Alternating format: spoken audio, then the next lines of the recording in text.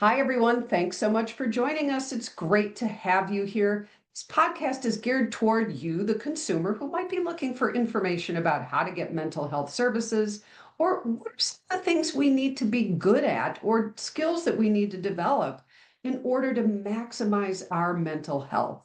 I have a wonderful guest today. Let me tell you about Heidi.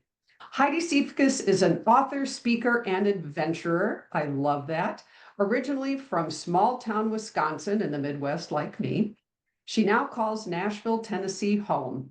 She's authored 4 books: When All Balls Drop, With New Eyes, Cubicle to Cuba, and Look Up. Look Up is the most recent. Heidi has delivered TEDx talks, including Overcoming Obstacles and Evolving to Life 2.0, and the life hack the gurus don't tell you about. Welcome, Heidi Siefkas. So glad to have you here today. I'm thrilled to be here. Well, thank you. And folks, if you're just listening to us on audio, there's a wonderful logo behind Heidi. You can see this on YouTube if you go to YouTube if you want to see it, but it's really pretty and it's about Look Up, which you will tell us about shortly. So part of what we're talking about today is resilience. Some people call it different things. I talk to my kids about this as grit. Some people talk about it as resilience, stick-to-itiveness. I mean, there's lots of things in the Midwest we talk about. Get up, pick yourself up, and keep moving. So tell us about resilience and what does that have to do with mental health and well-being from your perspective? I call myself a resilience expert, and that comes from my personal life journey as well as this recent book that I interviewed 30 different individuals from all walks of life who had overcome adversity. And Mm. resilience or grit, I think that they are synonyms. It's a life skill. It can be learned, but it is a necessity. I couldn't agree with you more, but I can say it. I'd rather have you say it. I couldn't agree more. Why is it a necessity? So the commonality that we have as humans is that we are going to encounter struggles. It'll be, we don't know the what's, the who's, the where's, or the why's, but they're going to come for us. It could be early in life and we become very resilient and wise early, or it doesn't hit us till later. But it's very necessary to know how to deal with these curveballs or when all balls are up moments. And that was my quest through my personal journey of overcoming a near-death experience in my early 30s. And then I needed a reminder in my mid 40s. So I've been on this journey of honing my resilience muscle, I guess, throughout the last couple decades of my life, and I'm not done. Well, thank goodness you're not done with your life and you're not done with learning. I'm telling you, the idea of resilience or grit or whatever we want to call it, boy, to be able to overcome challenges and not just survive, but to thrive, to be okay, to have a perspective where we can still see good in the world, we can still enjoy. That is really mission critical.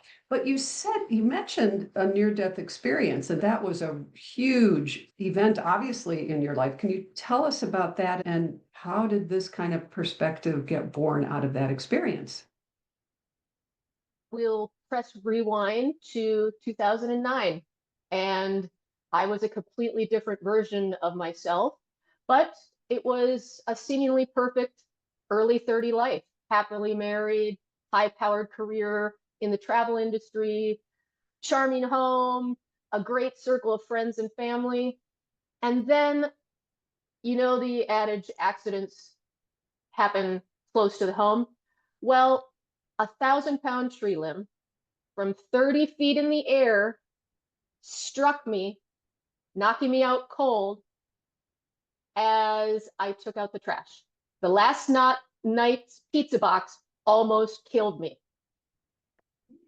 So it's not funny, but the last night's pizza box almost killed you.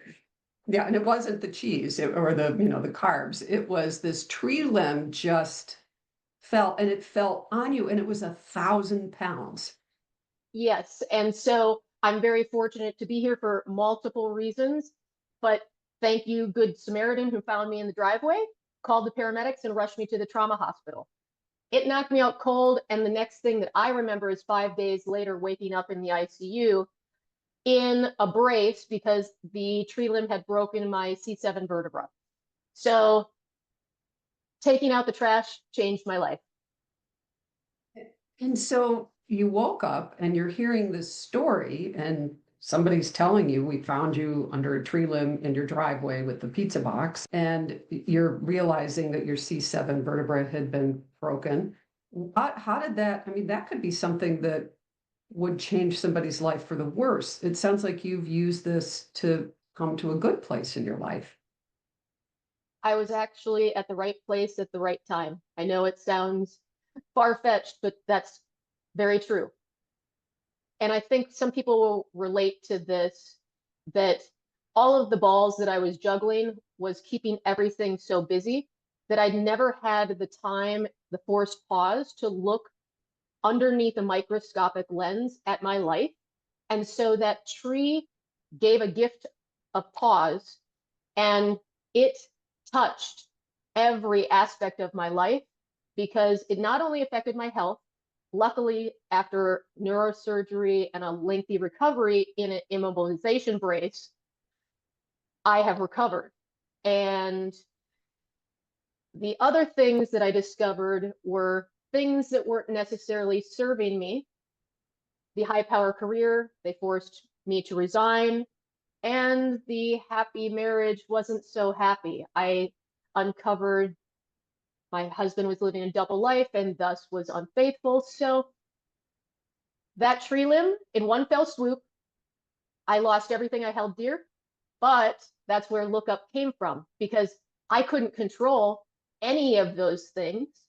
I was trying to, but the gift was that it reminded me of the power that we always do have. And that is to flip the switch, to pivot, that we have the power of perspective that we can always tap into wherever we are. And Look Up was the 2-word mantra that I came up with, this lesson that was easy enough to remember and also incorporated 2 major things that we control, that we can be in the moment at any place, any moment, and it grounds you.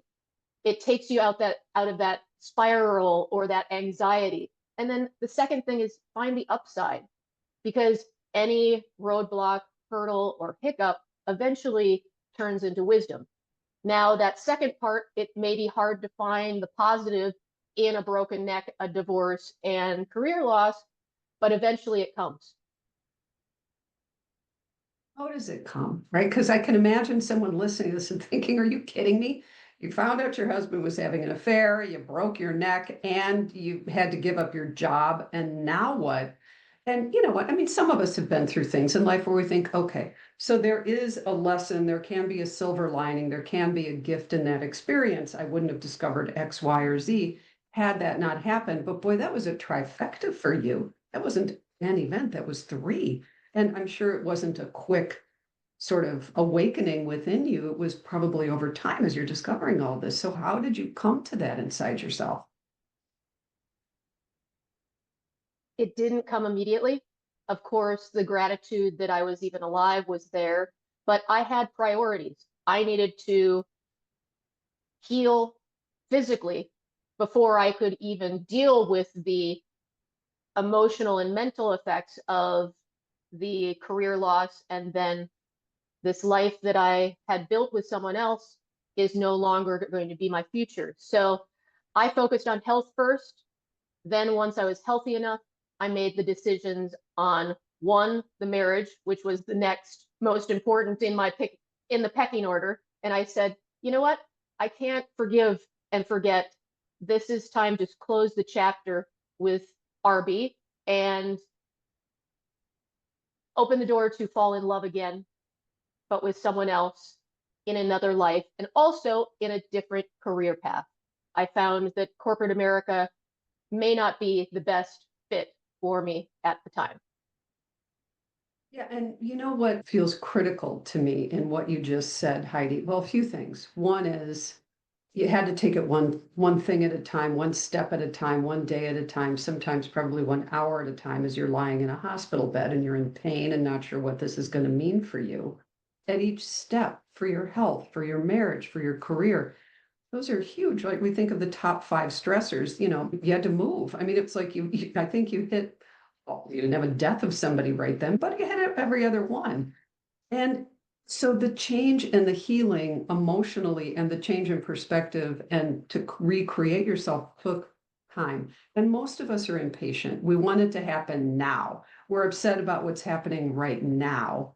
So when you think about look up and having that mantra for yourself, you're saying, pick your head up, look around you, see what's in front of you, look at what is right outside your window in this moment right now. And that's kind of an anchor, I would imagine, so that you can get through that moment and the next one and the next one and the next one. Is that you're nodding your head, folks? If you can't see, Heidi's nodding. So that's kind of what you're thinking about.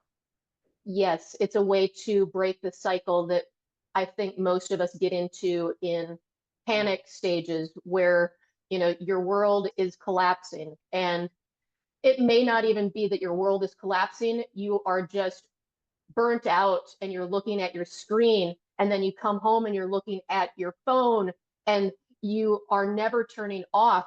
Look up is also a way to get you out of that digital deluge that we have put ourselves in. So, Yeah, right, right. Well, which the world kind of encourages for us, right? We're in our, I would say in the US, boy, if you're busy, you're good, right? What is the right thing to say if somebody says, how are you? Well, I'm really busy, right? I mean, so part of this just caused you to pause and you're inviting people, encouraging people to pick their heads up and look around, look up. So in your book, you gathered stories from people who had all kinds of challenges. Can you tell us what some of those challenges were? Because other folks who are listening might be able to relate to that. And what did you learn about resilience, about yourself, about looking up from that project? so the project was sparked two ways. In writing my first book about the tree accident and the trifecta of loss, I did some speaking engagements, podcasts. I also did a TEDx talk. And by sharing my story, that gave permission for other people to share their story with me in person or via email, social media.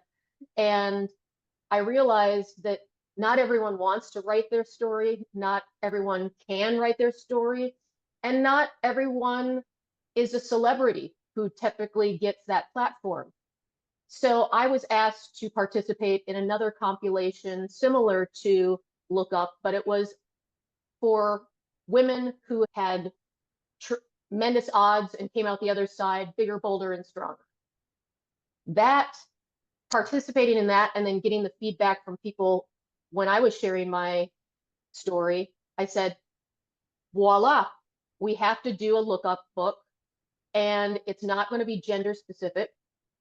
It's going to be like Chicken Soup for the Soul, but on a global level with different type of ailments, challenges, ethnicities, ages, you name it, because at the time, I don't think the world was as divided as it is today.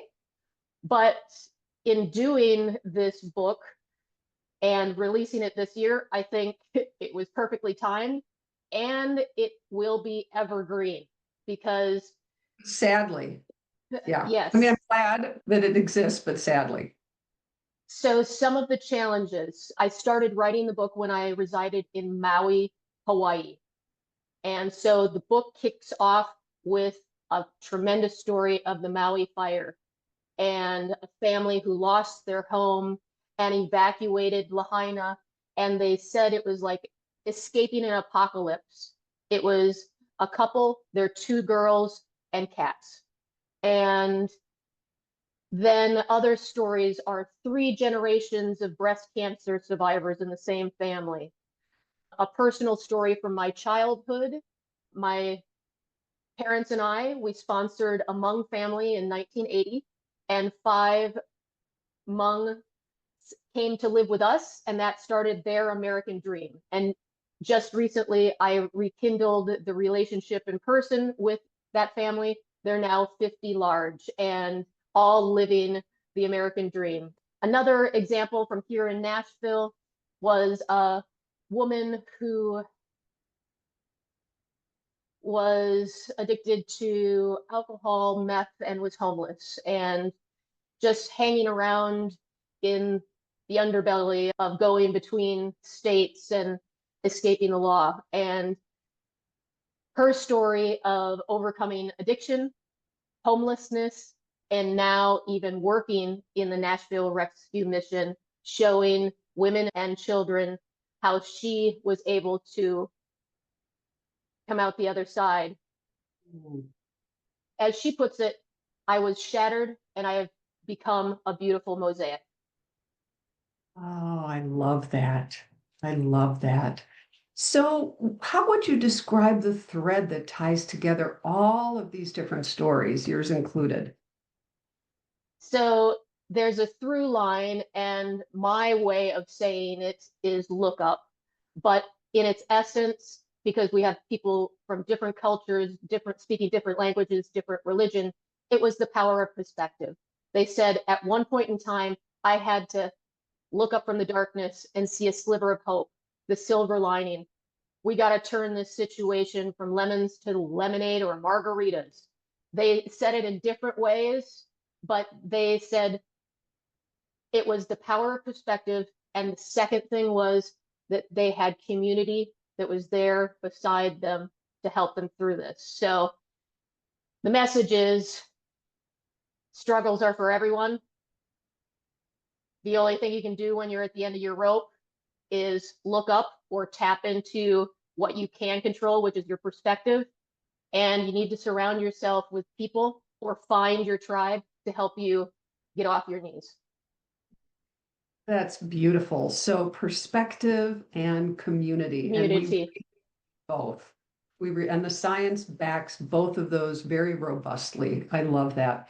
Well, and since life doesn't tend to necessarily just leave us alone, which, right, you're like, now, okay, I've got perspective.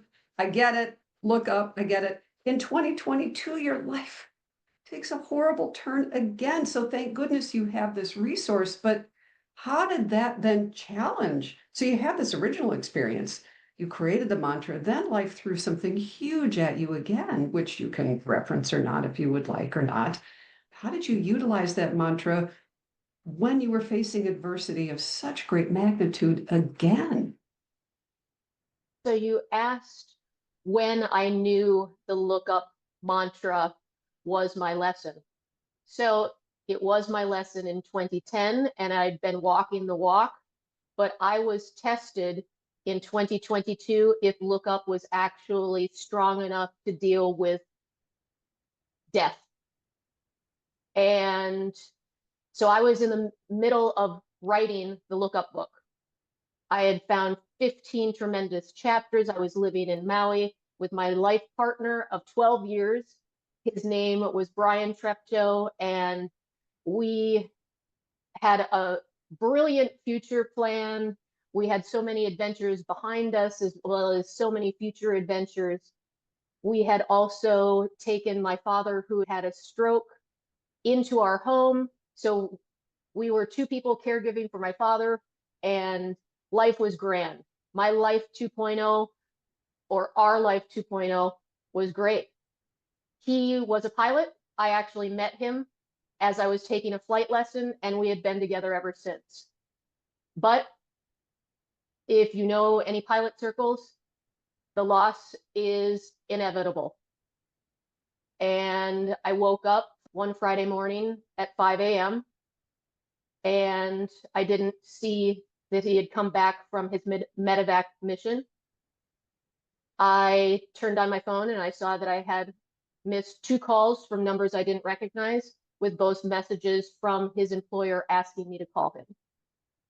He was called out to fly to the Big Island for a medical emergency, and it was inclement weather, and there was some instrument failure, and the plane crashed into the Pacific Ocean with 2 other crew members on board. I wouldn't wish death upon anyone, but when it involves transportation, it's a very litigious and very long process. We're not even done with it now after it almost being 3 years. But needless to say, I stopped writing the book. Life as I knew it stopped. I needed to be reminded to eat, to shower, I needed to write things down. It was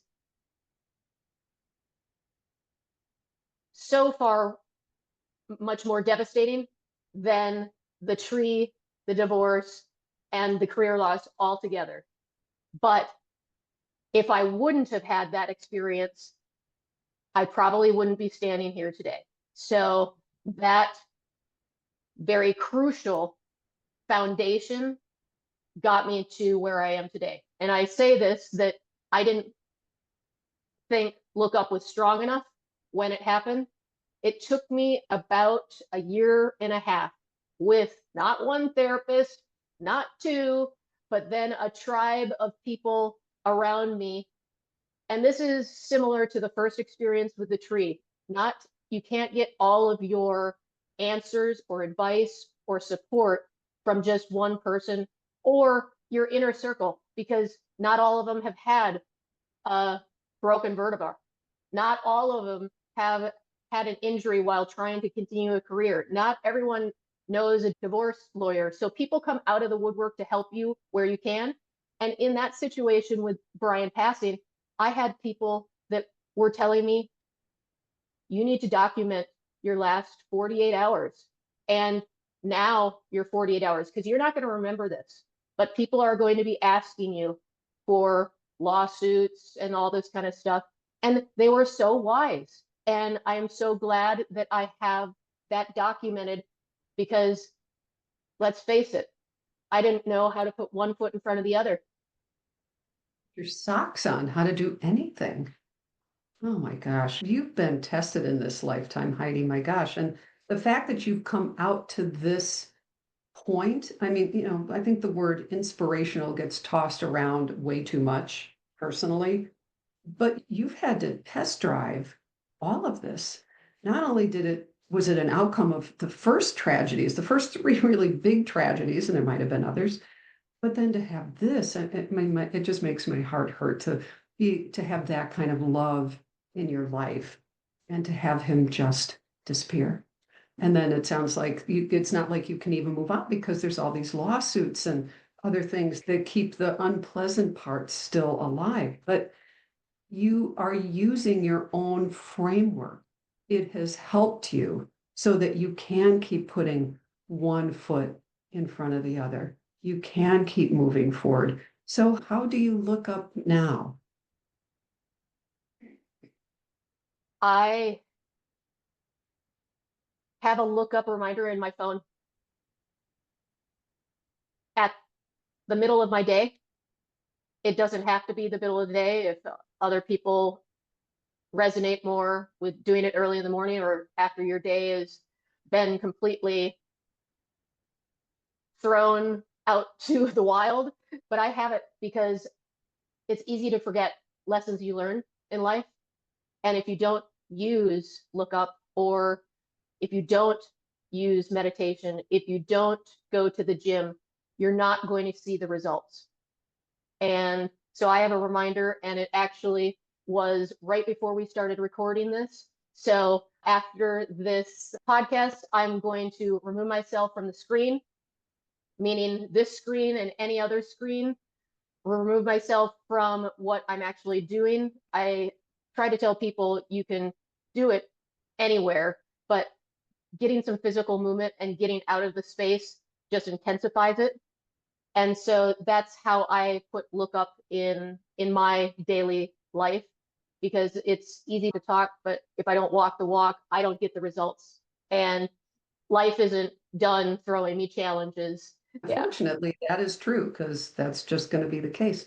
So, Heidi, I mean, folks who are listening, Heidi, you're not saying this is a double negative. You're not saying you don't feel these things. I mean, I can sort of see it on your face, even as we're talking. Of course, you're still affected. How could you not be? So there is no way out of that. There's no way out of discomfort, pain, upset. It's what do we do with it? How do we have internal resources so that we can get through it? So many times as a therapist, I've had people come in and say, I can't survive this. I can't. And I've had to look at them and say, yes, you can, and you need to, because you have people in your life, you have more to do while you're here.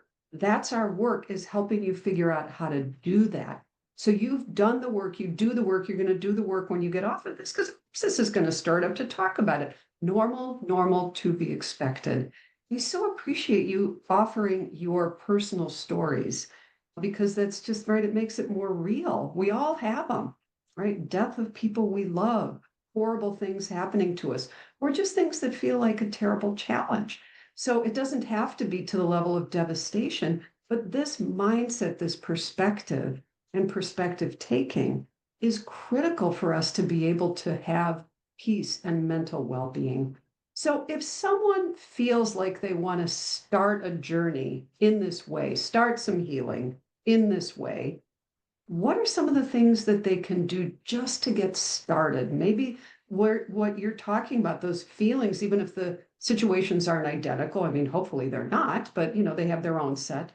How can somebody just get started?